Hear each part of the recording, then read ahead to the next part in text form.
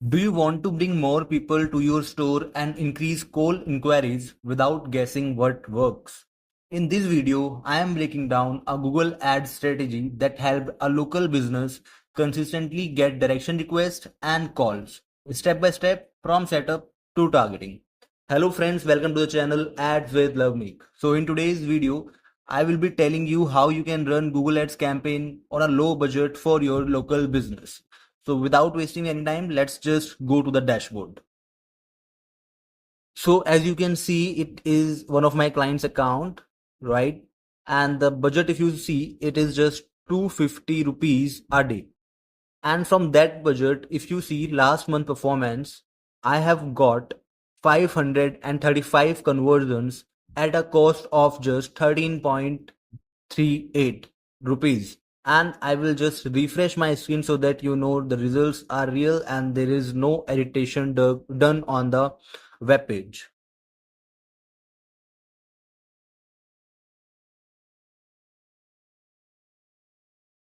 So here, as you can see, I have achieved 535 conversions in total. And if I show you the conversion action, just a minute.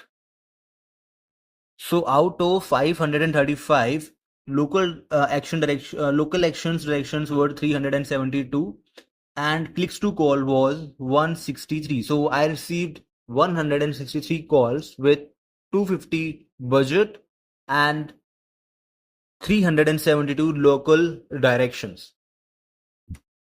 So I will just guide you today how you can set up a campaign for your local store as well, and I will show you the exact targeting and the exact strategies I have used for these campaign. Now, without wasting any time, let's just go and I will show you that how I have created this campaign.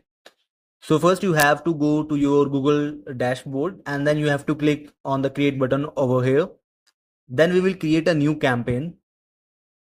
Now it says choose your objective. So we have to select local store and promotions over here. Once selected, you will only have one campaign type, which will be performance max, and you have to select that only. Once you will select that, you will have options for conversion goals.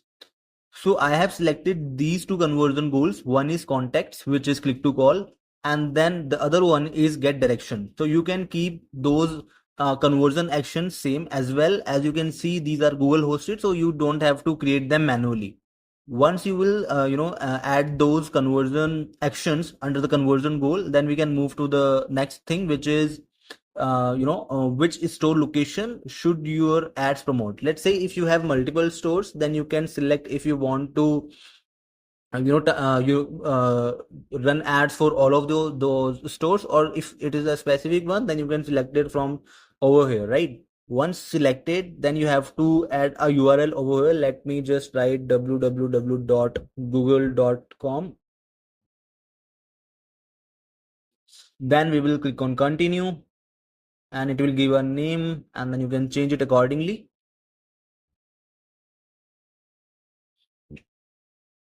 After that, the bidding strategy that you have to select is only conversions and not conversions value, because we are not we have not added any value for a call or for a get direction. So it would be better if you just go with the conversions and you don't even have to set a target CPA, or you can say target cost per action, because as you can see, without target CPA as well, I am getting good results, right? So this is also not required. So basically the bidding strategy would be for us in this case will be maximize conversions, and that will work for us, right? Now you don't have to optimize for new customers. You can skip that. And if you want to create two separate campaigns, one for retargeting and one for just the new customers, then you can try this as well. But since I have created only one, so I'm not clicking on the new customer checkbox. Then start it and end it, you can select the dates accordingly, and all these settings are normal that you find on all of the platform. Now I will just click on the next button. Now signals and the audience that I have used, I will just reveal the exact audience and the signals that I have used under my campaign in a minute, so we will skip it for now. and then you can skip that, and then you only have to mention your business name and your logo you can add, and then after adding your headlines you can add up to 15. So you want, if you want to add all 15, then you can add, or you, if you prefer to add only 10 or 12, then it is also okay. So once you will add the headline, long headline, and the descriptions and the images, then we can click on the next part, and then you can set a custom budget over here, right? And once you will do this, your setup will be done. Now I will just show you the exact targeting strategy I am using for my campaign, right? So I will again just show you some results. So last month you can see I have, with a $250 budget, I have got 535 conversions. The total spent for the month was 7,157 out of, and out of 505 conversions, 163 were polls and 372 were local elections, right? Local election elections.